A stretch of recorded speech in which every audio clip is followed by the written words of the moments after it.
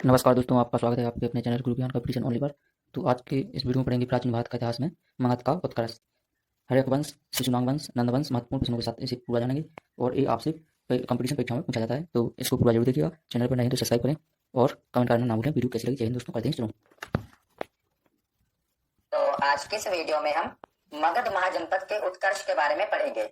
इससे पिछली वीडियो में मैंने आपको 16 महाजनपदों की राजधानी और उनकी भौगोलिक स्थिति के बारे में बताया था। अगर आपने वो वीडियो नहीं देखी तो हिस्ट्री की प्लेलिस्ट में जाकर जरूर देख लेना।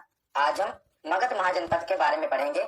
इससे एक नए प्रश्न आपकी परीक्षा में पूछा ही जाता है, चाहे आप किसी भी परीक्षा की तैयारी कर रहे हो। मगध महाजनपद आपके लिए वेरी वेरी इंपॉर्टेंट है।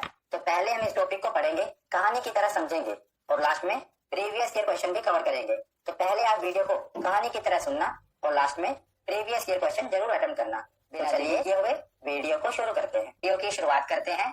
तो जैसा कि मैंने आपको पहले बताया था कि वैदिक सभ्यता के बाद 16 महाजनपद देखने को मिले और सभी 16 महाजनपदों में राजनीतिक और आर्थिक संघर्ष का दौर चल रहा था। सभी महाजनपद अपनी सीमा का विस्तार चाहते थे, पर जो मगध महाजनपद था इन सभी महाजनपदों में से उभर कर आया और अपनी भौगोलिक स्थिति, राजनीतिक और आर्थिक स्थिति के कारण ये सबसे शक्तिशाली महाजनपद बन गया। कौन सा? मगध महाजनपद। ये 16 महाजनपदों में से सबसे शक्तिशाली महाजनपद बन गया और आज हम इसी मगध महाजनपद के बारे में पढ़ेंगे, क्योंकि इसी से आपकी परीक्षा में प्रश्न बनते हैं। तो मगध प्राचीन 16 महाजनपदों में से एक था और यह सबसे शक्तिशाली महाजनपद था। महाभारत से हमें यह जानकारी मिलती है कि मगध पर सबसे पहले बृहद्रथ वंश का शासन था, जिसके संस्थापक बृहद्रथ थे और इस वंश का सबसे प्रतापी शासक जरासंध था। आपने महाभारत में देखा होगा कि भीम के साथ जरासंध का मल्ल युद्ध हुआ था, तो ये सबसे प्रतापी शासक था बृहद्रथ वंश का। परंतु इसका हमें कोई ऐतिहासिक प्रमाण नहीं मिलता। मतलब कि धार्मिक पुस्तकों में तो ये लिखा हुआ है कि सबसे पहले शासक था बृहद्रथ, पर कोई ऐतिहासिक प्रमाण नहीं मिलता। जो ऐतिहासिक प्रमाण है वो हर्यक वंश का मिलता है कि मगध पर सबसे पहले हर्यक वंश का राज था। वो हम आगे पढ़ेंगे। पर अगर हम महाभारत से देखें तो महाभारत में हमें यह जानकारी मिलती है कि सबसे पहले मगध पर किस वंश का शासन था? तो बृहद्रथ वंश का शासन था, जिसका संस्थापक था बृहद्रथ और सबसे प्रतापी शासक था जरासंध। तो मगध मैंने आपको बताया कि सबसे शक्तिशाली महाजनपद बन गया। तो मगध सबसे शक्तिशाली महाजनपद क्यों बन गया? इसके कुछ प्रमुख कारण देख लेते हैं। तो सबसे पहला कारण है विस्तृत उपजाऊ मैदान। तो जो मगध महाजनपद था इसकी जो भौगोलिक स्थिति थी ये नदियों से घिरा हुआ था। गंगा नदी, सोन नदी, गंडक नदी, इन नदियों से घिरा हुआ था। तो जो वहाँ की जो जमीन थी वो काफी उपजाऊ थी, विस्तृत उपजाऊ मैदान था। दूसरा है प्राकृतिक सुरक्षा। तो जो मगध महाजनपद था इसकी भौगोलिक स्थिति ऐसी थी कि इसे प्राकृतिक सुरक्षा मिलती थी। कैसे? इसके दक्षिण में विंध्याचल पर्वत था, उत्तर में देखा जाए तो गंगा नदी थी, पूर्व में देखा जाए तो फाल्गु जैसी नदियां थी और पश्चिम में सोन नदी थी। मतलब कि नदियों से घिरा हुआ था और दक्षिण में पर्वतों से घिरा हुआ था, जिस कारण इसे एक प्राकृतिक सुरक्षा मिलती थी। और तीसरा कारण है खनिज संसाधनों की उपलब्धता, जिस कारण मगध महाजनपद और तेजी से शक्तिशाली बना। चौथा कारण है व्यापार में वृद्धि। हमने पढ़ा है कि यहाँ की जमीन काफी उपजाऊ थी, तो कृषि की पैदावार काफी होती थी, तो दूसरे महाजनपदों में भी इसका व्यापार होता था। तो व्यापार में वृद्धि भी इसका प्रमुख कारण है। पांचवा कारण है वन क्षेत्र तथा हाथियों की उपलब्धता। तो उस समय मगध महाजनपद में सबसे ज्यादा हाथी हुआ करते थे, क्योंकि वहाँ के वनों में हाथी पाए जाते थे। तो सबसे ज्यादा मगध महाजनपद में हाथियों की उपलब्धता होती थी। छठा कारण है कृषि में लोहे का उपयोग, जिसके कारण इनकी कृषि और तेजी से आगे बढ़ी। धान की रोपाई की पद्धति का विकास। तो जैसा कि हमने पढ़ा है कि जो मगध महाजनपद है ये नदियों से घिरा हुआ था और धान को पानी की जरूरत होती है, तो धान की रोपाई की पद्धति का विकास भी मगध महाजनपद में हुआ था, जिस कारण मगध महाजनपद सबसे शक्तिशाली महाजनपद बन गया। क्योंकि आप देख ही रहे हैं कि यहाँ की जमीन उपजाऊ होने के कारण, व्यापार अच्छा होने के कारण आर्थिक स्थिति का भी विकास हुआ और प्राकृतिक सुरक्षा के कारण ये हमलों से भी बचा, जिस कारण यहाँ पर राजनीतिक स्थिरता भी रही, जिस कारण मगध महाजनपद सबसे शक्तिशाली महाजनपद बन गया। तो ऐतिहासिक प्रमाणों के अनुसार मगध महाजनपद पर कुल 7 राजवंशों ने शासन किया। हमने पीछे देखा था कि महाभारत में हमें यह प्रमाण मिलता है कि सबसे पहले बृहद्रथ वंश ने शासन किया। पर अगर हम ऐतिहासिक प्रमाणों पर चले तो सबसे पहले किस वंश ने शासन किया? हर्यक वंश ने। कुल 7 राजवंशों ने शासन किया था। ये आपको याद होने चाहिए कि किन किन राजवंशों ने शासन किया था। आज हम ऊपर वाले 3 यानी कि हर्यक वंश, शिशुनाग वंश और नंद वंश के बारे में पढ़ेंगे। तो आपको क्रम से याद होना चाहिए। तो इसकी एक ट्रिक है, हो सकता है आपने पढ़ी हो, हसीन माशूक सात। क्या है? हसीन माशूक सात। ये इसकी ट्रिक है जिससे आपको क्रम में याद रहेगा कि मगध महाजनपद पर किस किस वंश का अधिकार रहा। तो सबसे पहले मगध महाजनपद पर हर्यक वंश ने शासन किया। दूसरे नंबर पर शिशुनाग वंश ने शासन किया। तीसरे नंबर पर नंद वंश ने शासन किया। चौथे नंबर पर मौर्य वंश ने शासन किया। 5वें नंबर पर शुंग वंश ने शासन किया।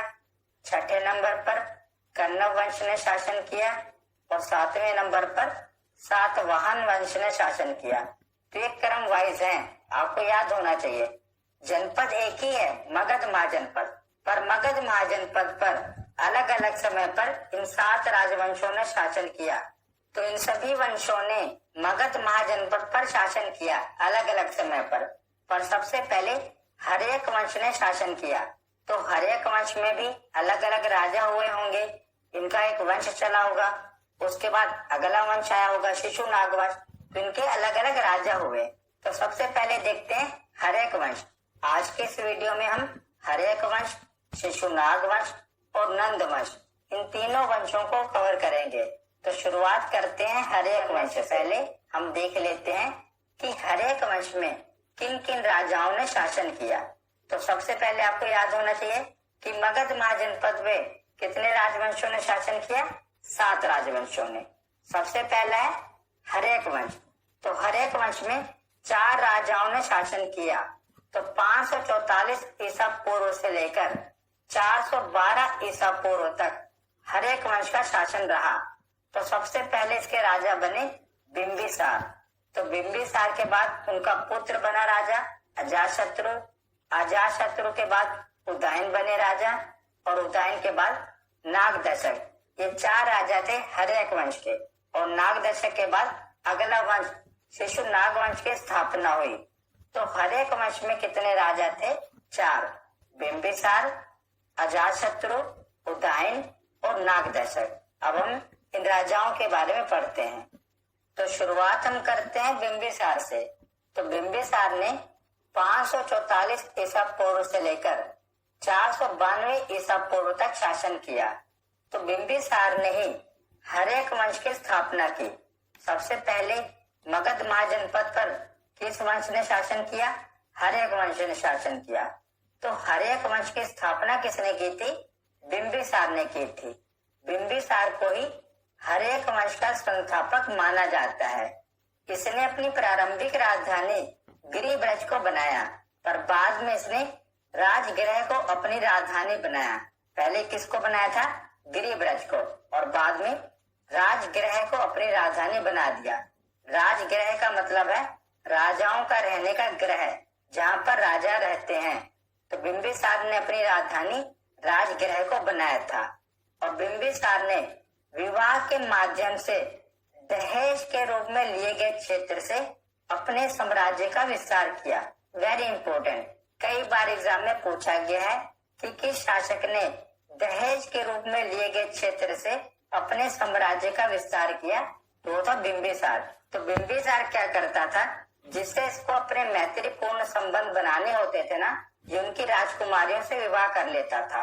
तो उसके बाद क्या करता था, उनके साम्राज्य को अपने में मिला लेता था, नहीं तो उनसे अपने मैत्रीपूर्ण संबंध बना लेता था। तो बिंबिसार ने 3 विवाह किए थे।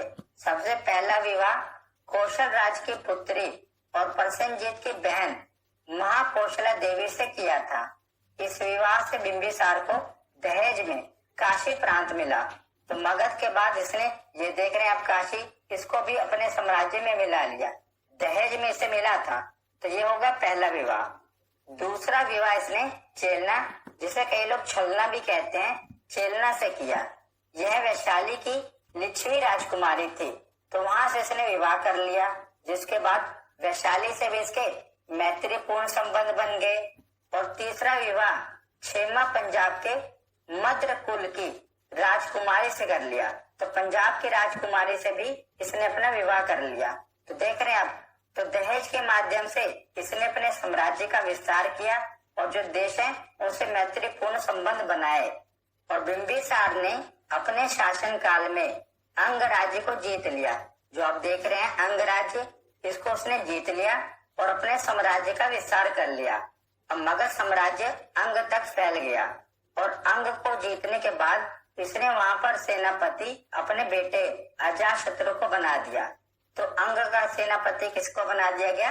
अजातशत्रु को। इसी का बेटा था अजातशत्रु। इसी के समय में अवंती के राजा प्रद्योत, ये आप देख रहे हैं अवंती, यहाँ के राजा थे प्रद्योत। इन्हें एक लाइलाज बीमारी हो गई थी उस समय, पांडु रोग। इसका कोई इलाज नहीं था। अवंती के वैद्य ने भी कह दिया था कि अब राजा कुछ ही समय के मेहमान हैं। तो जब बिंबिसार को इस बात का पता चला कि अवंती के राजा को लाइलाज बीमारी हो गई है, तो इसने अपने राजवैद्य, जिसका नाम था जीवक, ये जरूर याद रखेगा। जीवक कहाँ का राजवैद्य था? बिंबिसार का राजवैद्य था। ये काफी मशहूर राजवैद्य था उस समय का। तो इसने जीवक को प्रद्योत के पास भेजा उसके इलाज के लिए। और जीवक के इलाज के बाद अवंती के जो राजा हैं वो स्वस्थ हो गए, मतलब कि ठीक हो गए, उनकी बीमारी ठीक हो गई। उसके बाद अवंती के राजा प्रद्योत काफी प्रसन्न हुए और उसके बाद बिंबिसार और अवंती के, यानी कि बिंबिसार और प्रद्योत के काफी मैत्रीपूर्ण संबंध बन गए। अब दोनों मित्र बन गए। तो यहाँ पर हमने क्या क्या पढ़ा, एक बार रिवीजन कर लेते हैं बिंबिसार के बारे में। तो बिंबिसार ने ही हर्यक वंश की स्थापना की। सबसे पहले इसने अपनी राजधानी गिरिब्रज को बनाया और उसके बाद में इसने अपनी राजधानी राजगृह को बना दिया। और बिंबिसार ने विवाह के माध्यम से दहेज के रूप में लिए गए क्षेत्र से अपने साम्राज्य का विस्तार किया। इसने अपना प्रथम विवाह कौशल राज की पुत्री महाकौशला देवी से किया, जिसके बदले में इसे दहेज में काशी प्रांत मिल गया। दूसरा विवाह इसने चेलना, जो कि वैशाली की लिच्छवी राजकुमारी थी, उनसे किया। तीसरा विवाह क्षेमा पंजाब के मद्र कुल की राजकुमारी से किया। और बिंबिसार ने अपने शासन काल में अंग राज्य को जीत लिया। और जब इसे पता चला कि जो अवंती है वहां के राजा प्रद्योत कोई बीमारी हो गई है, लाइलाज बीमारी है, तो इसने अपने राज्यवैद्य जीवक को भेज दिया। और जीवक के इलाज के कारण वहां के राजा का स्वास्थ्य ठीक हो गया, जिसके बाद वहां से भी इसके मैत्रीपूर्ण संबंध हो गए। तो इसके बाद क्या हुआ, जो इसका बेटा था अजातशत्रु, इसने अपने पिता से कहा होगा कि पिताजी राजगद्दी खाली कर दो, अब मेरी भी कुछ महत्वाकांक्षाएं हैं, बहुत समय हो गए, अब आप बूढ़े हो गए, अब मुझे राजगद्दी पर बैठा दो। तो बिंबिसार नहीं माना, उसने अपने बेटे की फीलिंग्स नहीं समझी। इसके बेटे ने समझाया होगा कि अब आपकी उम्र हो गई है, अब मेरी भी कुछ महत्वाकांक्षाएं हैं, उनको मैं राजगद्दी पर बैठकर पूरा करना चाहता हूँ। और बिंबिसार ने उसकी एक भी बात नहीं मानी और उसको राजगद्दी नहीं दी।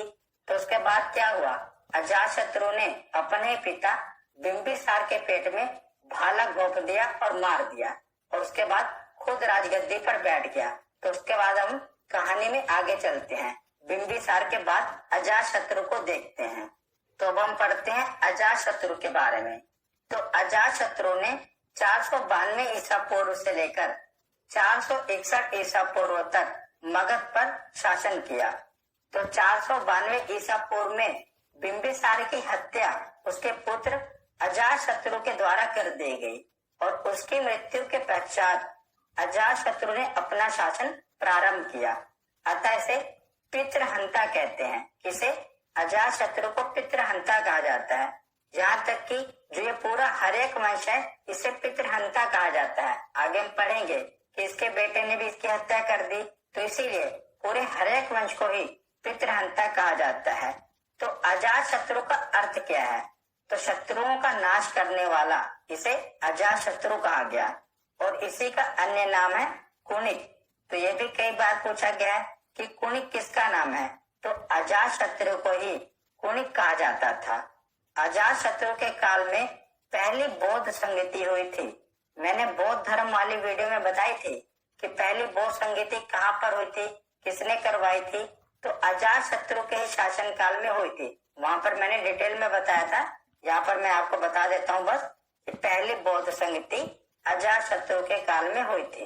अजातशत्रु को लगा कि अपनी सीमा का विस्तार करना चाहिए, तो इसने क्या किया कि वैशाली पर आक्रमण कर दिया और वैशाली पर आक्रमण करके इसने जीत भी लिया और उसे अपने साम्राज्य में मिला लिया।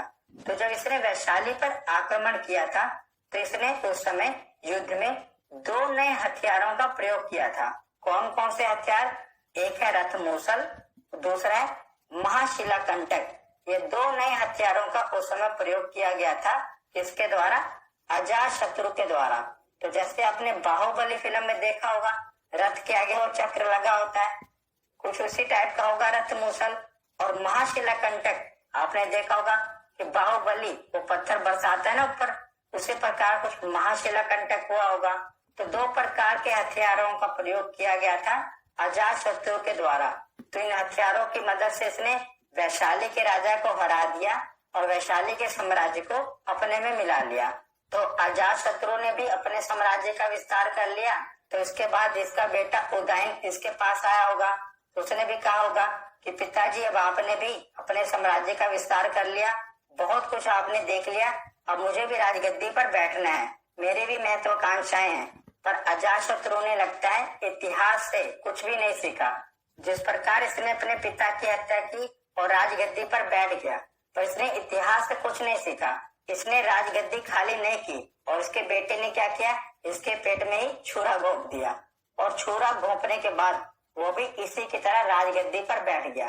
तो इसने अपने पिता की हत्या की थी अजातशत्रु ने बिंबिसार की, और अजातशत्रु के बेटे उदयन ने अजातशत्रु की हत्या कर दी और उसके बाद वो राजगद्दी पर बैठ गया। तो आगे हम चलते हैं और उदयन के बारे में पढ़ते हैं। तो इसे उदयन और उदयन कहा जाता है। तो 461 ईसा पूर्व से लेकर 445 ईसा पूर्व तक उदयन का शासन रहा। इसने भी अपने पिता की हत्या की थी, इसीलिए इसे भी पितृहंता कहा जाता है। इसने क्या किया कि गंगा और सोन नदी के संगम के समीप एक शहर की स्थापना की, जिसका नाम इसने पाटलिपुत्र रखा, जिसे आज पटना कहा जाता है। और इसने राजगृह से राजधानी बदलकर पाटलिपुत्र को अपनी राजधानी बनाया। वेरी वेरी इंपॉर्टेंट, ना जाने कितनी बार ये एग्जाम में पूछा गया है कि पाटलिपुत्र को सबसे पहले किसने अपनी राजधानी बनाया था, तो उदयन ने सबसे पहले पाटलिपुत्र को अपनी राजधानी बनाया था, क्योंकि पाटलिपुत्र की स्थापना ही इसने की थी और सबसे पहले इसने ही पाटलिपुत्र को अपनी राजधानी बनाया था। याद रखिएगा, बहुत बार एग्जाम में पूछा गया है। तो उदयन ने इतिहास से सीख ली थी। इसने अपने बेटे को कह दिया होगा कि जब भी तुझे लगे राजगद्दी पर बैठना है मुझे बता देना, मारना मत, मैं समझता हूँ कि तुझे राजगद्दी पर बैठना है, मैं तुझे राज्य दे दूंगा। तो उदयन की हत्या इसके बेटे ने नहीं की थी। इसने अपने बेटे को अपना राज्य सौंप दिया था, उसका नाम था नागदशक। तो नागदशक मगध का अगला शासक बना, परंतु जो नागदशक था एक अयोग्य शासक था, मतलब कि इतना शूरवीर नहीं था। तो उसके ही सेनापति शिशुनाग ने इसकी हत्या कर दी। इसका सेनापति था किसका? नागदशक का सेनापति था शिशुनाग। और हत्या करने के बाद एक नए वंश की स्थापना की, जिसका नाम था शिशुनाग वंश। तो शिशुनाग वंश क्यों था? क्योंकि शिशुनाग ने ही इस वंश की स्थापना की थी। तो अब हम आगे चलते हैं शिशुनाग वंश पर।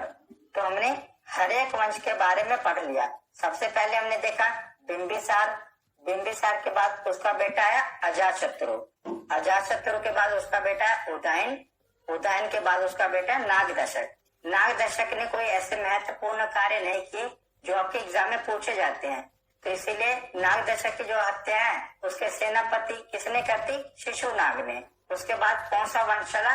शिशुनाग वंश। तो हम शिशुनाग वंश के बारे में पढ़ते हैं। तो शिशुनाग ने 412 ईसा पूर्व से लेकर 394 ईसा पूर्व तक मगध पर शासन किया। तो इस वंश का संस्थापक शिशुनाग था। इसने अपनी राजधानी वैशाली को बनाया। इंपॉर्टेंट है, अभी कौन सी राजधानी थी? पाटलिपुत्र। हमने पीछे पढ़ा था ना कि उदयन ने राजगृह से पाटलिपुत्र को अपनी राजधानी बनाया था, पर जब शिशुनाग आया तो इसने क्या किया? वैशाली को अपनी राजधानी बना दिया।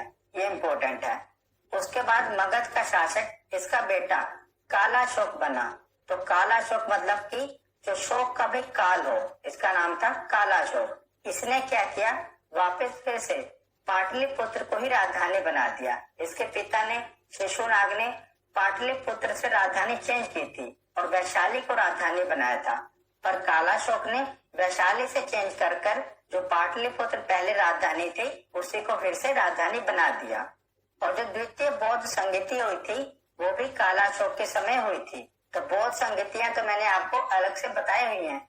अगर आपने बौद्ध धर्म वाली वीडियो देखी होगी तो वहां पर मैंने आपको बताया था कि जो दूसरी बौद्ध संगति हुई थी ये कालाशोक के समय हुई थी। पहली किसके समय हुई थी? तो अजातशत्रु के समय, और दूसरी बौद्ध संगति किसके समय हुई थी? कालाशोक के समय।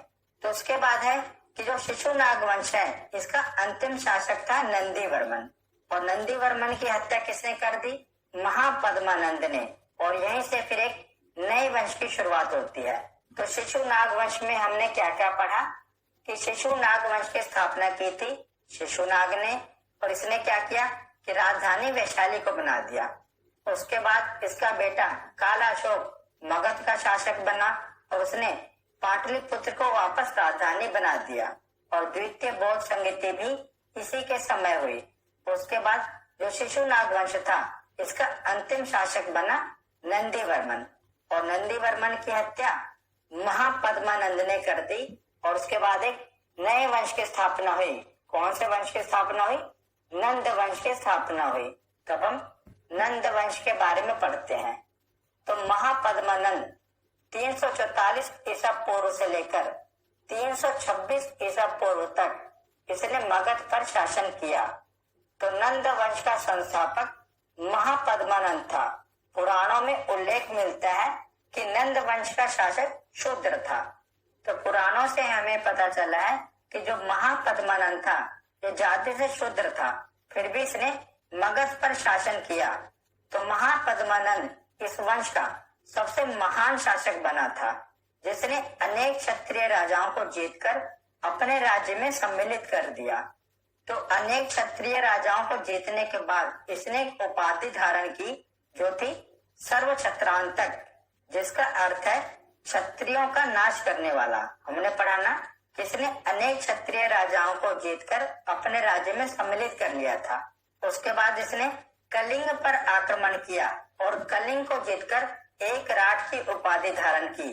तो ये भी एग्जाम में पूछा गया है कि एक राट की उपाधि धारण करने वाला शासक कौन था? तो महापद्मानंद। आजकल का जो उड़ीसा वाला इलाका है ना वही कलिंग है। तो कलिंग में बहुत आक्रमण आपने देखे होंगे कि अशोक ने भी कलिंग पर आक्रमण किया था, क्योंकि जो कलिंग था वो अपने वनों यानी कि जंगलों और हाथियों के लिए काफी फेमस था। तो कलिंग को जीतकर महापद्मानंद ने किसकी उपाधि धारण की? एक राट की। जब इसने क्षत्रियों को जीता था तो इसने किसकी उपाधि धारण की थी? सर्वक्षत्रांतक। और जब इसने कलिंग पर विजय प्राप्त की तो इसने एक राट की उपाधि धारण की। और इसकी जानकारी हमें कैसे प्राप्त हुई? किसने कलिंग पर विजय प्राप्त की? तो कलिंग नरेश ने एक शिलालेख बनवाया, हाथी गुम्फा अभिलेख, जिससे हमें पता चला है कि महापद्मानंद ने कलिंग पर विजय प्राप्त की थी। और इसी ने कलिंग में सिंचाई हेतु एक नहर का निर्माण भी करवाया था। किसने? महापद्मानंद ने। ये भी हमें हाथी गुम्फा अभिलेख से पता चला है। तो महापद्मानंद के कुल 8 बेटे थे, जिसमें से एक बेटा था धनानंद। तो इसके बाद यानी कि महापद्मानंद के बाद इसका बेटा धनानंद नंद वंश का अगला शासक बना। तो हम धनानंद के बारे में पढ़ते हैं। तो धनानंद ने 326 ईसा पूर्व से लेकर 322 ईसा पूर्व तक नंद वंश पर शासन किया और नंद वंश का अंतिम शासक भी धनानंद था। ये बहुत ही क्रूर शासक था और धनानंद सिकंदर के समकालीन था। मतलब कि जिस समय सिकंदर था ना, उसी समय धनानंद भी शासन कर रहा था। इसी के समय में 326 ईसा पूर्व में मैसिडोनिया के शासक सिकंदर ने पश्चिमोत्तर भारत पर आक्रमण कर दिया था। किसके समय में? धनानंद के समय में। धनानंद उस समय मगध का शासक था। उसी समय सिकंदर ने आक्रमण किया था भारत पर और इसने अपने दरबार से चाणक्य का अपमान करके निकाल दिया था। तो क्या हुआ, जब चाणक्य को पता चला ना कि सिकंदर भारतवर्ष पर आक्रमण करने वाला है, तो चाणक्य मगध के राजा धनानंद के पास गए, क्योंकि उस समय मगध ही सबसे शक्तिशाली महाजनपद था। तो चाणक्य धनानंद के पास गए और धनानंद को बताया कि महाराज, यूनानी हम पर आक्रमण करने वाले हैं, कुछ करो। पर जो धनानंद था बहुत ही अहंकारी था। उसने चाणक्य का अपमान कर दिया और अपने सैनिकों से कहा कि इस ब्राह्मण की जो शिखा है, यानी कि जो उनकी चोटी है, उसको खोलकर धक्के मारकर बाहर निकाल दो। उस समय चाणक्य ने भी धनानंद से कहा था कि मैं अपनी शिखा को तब तक नहीं बांधूंगा जब तक मैं तुम्हें मगध की राजगद्दी से उखाड़ कर फेंक ना दूं, तब तक मैं अपनी शिखा को नहीं बांधूंगा। और उसके बाद वो वापस तक्षशिला की ओर लौट गए। फिर आपको पता ही है कि चाणक्य ने अपने प्रिय शिष्य चंद्रगुप्त मौर्य के सहयोग से धनानंद पर आक्रमण करके उसे पराजित किया और उसके बाद मौर्य वंश की स्थापना हुई। तो ये मौर्य वंश अब हम आगे पढ़ेंगे। इससे पहले हम जो यूनानियों ने आक्रमण किया, सिकंदर ने आक्रमण किया, उसे देख लेंगे। उसके बाद हम मौर्य वंश के बारे में पढ़ेंगे। तो यहाँ पर हमारा थ्योरी सेक्शन कंप्लीट होता है। अब हम प्रीवियस ईयर क्वेश्चन देखते हैं। तो पहला प्रश्न है कि किस शासक ने गंगा एवं सोन नदियों के संगम पर पाटलिपुत्र नामक नगर की स्थापना की थी? तो पाटलिपुत्र की स्थापना किसने की थी? तो इसका सही जवाब होगा ऑप्शन बी, उदयन ने। अगला प्रश्न है कि हरेक वंश के किस शासक को कुणिक कहा जाता है? तो किस शासक को कुणिक कहा जाता है? इसका सही जवाब होगा अजातशत्रु, ऑप्शन सी इसका सही जवाब है। अगला प्रश्न है कि नंद वंश का संस्थापक कौन था? तो नंद वंश का संस्थापक था महापद्मानंद, ऑप्शन ए इसका सही जवाब होगा। अगला प्रश्न है कि महाकाव्यों के अनुसार मगध की स्थापना किसने की थी?